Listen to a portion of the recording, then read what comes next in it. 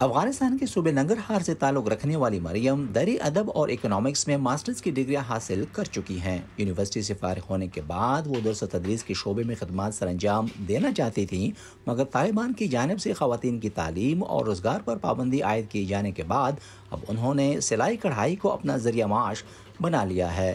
زیاد مشکلات لری ذکا خواتین کو بہت زیادہ مسائل درپیش ہیں۔ ایک عورت کے لیے گھر سنبھالنے کے ساتھ کام کاج کرنا بہت مشکل ہوتا ہے۔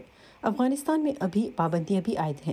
کچھ اقتصادی پابندیوں کے باعث میں مجبور ہو گئی ہوں کہ یہ ہنر سیکھ لوں تاکہ اپنے خاندان کی مدد کر سکوں۔ جلال آباد میں قائم غیر سرکاری تنظیم گل بہار فاؤنڈیشن خواتین کو ہنر سیکھنے کے مواقع فراہم کرتی ہے۔ گزشتہ ایک سال کے دوران تقریباً 1200 خواتین اس ادارے سے فائدہ اٹھا چکی ہیں۔ ہمارا گھرانہ 12 افراد پر مشتمل ہے۔ میرا خامد فوت ہو چکا ہے، میں خود گھر کی سرپرست ہوں اور میرے بچے چھوٹے ہیں۔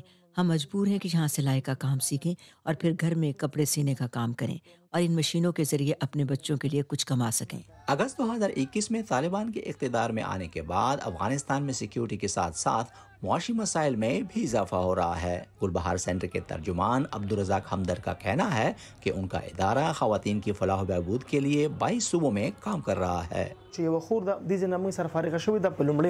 اس ادارے سے پہلے مرحلے میں ایک خاتون نے اپنی تربیت مکمل کی۔ 5 ماہ کی مدت میں سلائی کے ذریعے وہ اپنے بیٹے کے لیے ایک دکان کھول چکی ہیں۔ یہ یہاں کی سکسیس سٹوریز میں سے ایک ہے۔ جب یہ خواتین اپنا تربیتی کورس مکمل کر لیتی ہیں تو انہیں یہ سلائی مشین فراہم کی جاتی ہے۔ اس کی مثال ان کے لیے بڑی عید کی خوشخبری کی مانند ہوتی ہے۔ حال ہی میں یوم خواتین کے موقع پر اقوام متحدہ نے طالبان پر ایک بار پھر زور دیا کہ وہ خواتین کے حقوق کی پاسداری کریں۔